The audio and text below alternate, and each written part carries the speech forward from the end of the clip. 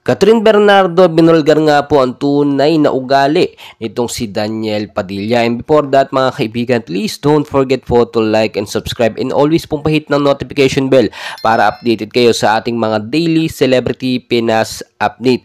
Well guys, isa po sa main reason kaya ayaw na po talaga makipagbalikan pa ni Catherine Bernardo dito kay DJ ay number one factor po dyan yung ugali.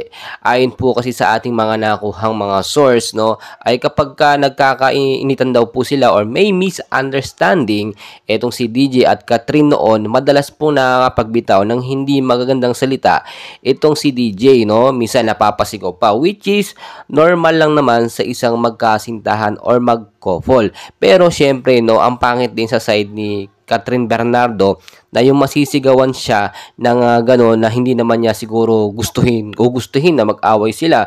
Mas maganda kasi sa lalaki yung kalmado ka lang kahit nagkakamali na yung partner mo, wag mong sisigawan. Hindi po kasi maganda yon. So 11 years sila. Siyempre, nandun yung misunderstanding, hindi pagkakaintindihan, pag-aaway, no? Normal lang yan, no? Lalo na sobrang tagal nila. Pero siyempre, alam nyo, nakakatakot din yun sa part ni Catherine. So, yun yung isang factor na nakita natin, no? Na ibinulgar nga po, no? Na ayaw na ni Catherine Bernardo na balikan dito kay DJ. Lahat naman tayo may pangit na attitude, napapasigaw, dala ng emosyon, pero siyempre, at the end of the day, wag na lang tayo magpataasan ng ihi. Humingi na lang ng sorry yung isa kung nagkamali, no? Pero sa part po kasi ni DJ at Catherine Bernardo, ibang issue na kasi. Napasukan na po kasi ng third party at may na-involved na ibang babae.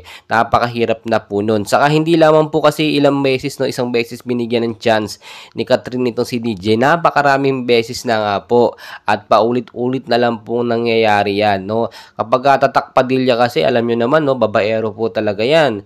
Pero siyempre, dahil mahal nga ni Catherine itong si DJ, tinanggap niya po yun noon. At nasa isip niya na magbabago naman ang tao, no? Ito si DJ, magbabago naman. Pero sa 11 years, yun po yung naobserbahan ni Catherine Bernardo kay DJ. Well guys, marami pa tayong kaganapan. And please don't forget po to like and subscribe for more Celebrity Pinas update.